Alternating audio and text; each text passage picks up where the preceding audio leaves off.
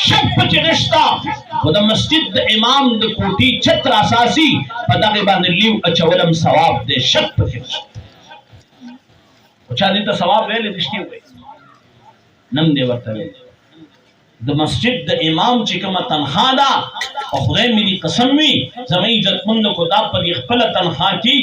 خپل کور والا ډاکټر لبوز سپیشلیست لا او چې واپس راځي زما استاد تنخوا به د بلې میاشتې په قرض راځي ما بلوز ما کور والا ډاکټر لبوتلو چې واپس راځو 18,500 روپے مې لګېدل اوس چې کله ستاسو د خوا ته موږ درشو به زموږ سره د 60 په طرف مالانه وي اوس دې ډاکټر ته خپته را تا 15 کاله پدې تیر کړی دي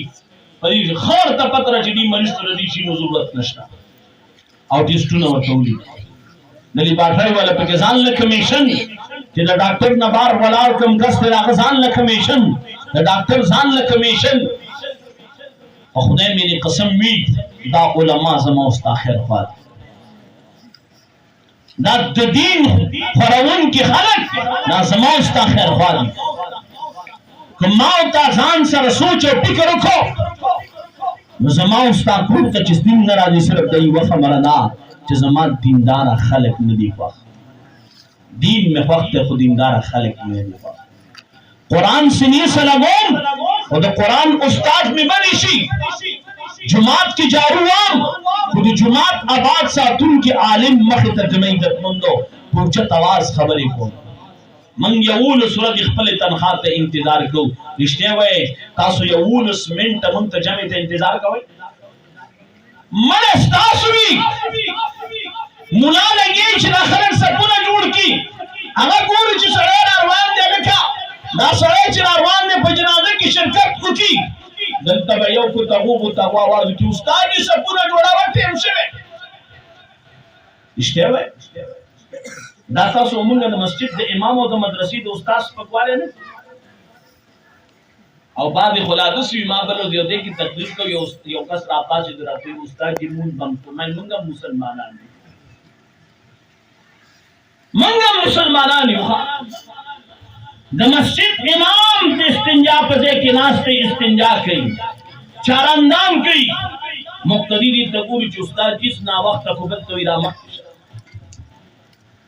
دا زمون حال دی منتش په نو مسلمانان پاتې شي ځکه کله دې مرګورو ته کوتري خلکو ساتلی او چې کله باد او باران او زول او طوفان راشي نو دا کور ته ټلیفون کې په کور کې نیو یا غزما د کوترو دغه وګورای کوټه نه ناسه او چرته د مسجد د امام د کوټه نه چا څه غم شته کو نه تا چرګ ساتلې هغه پستا او بادام خوري کولنګي چرګ ته ساتلې پستا او بادام په خوري د مسجد په امام د چرته پستا او بادام خوري تا کور کې سپه ساتلې سپی باندې تا غوښه خوري پښو دې ساتلې هغه باندې پیس کې تا مرز ساتلې لاس کې ګرځي او چې ګرمي وي نو خپل کې وسره وبم ګرځي چې سات تیر شو لګي مرزان والے باندې دي کوم زما دا حال زه په سپیخه بکیږم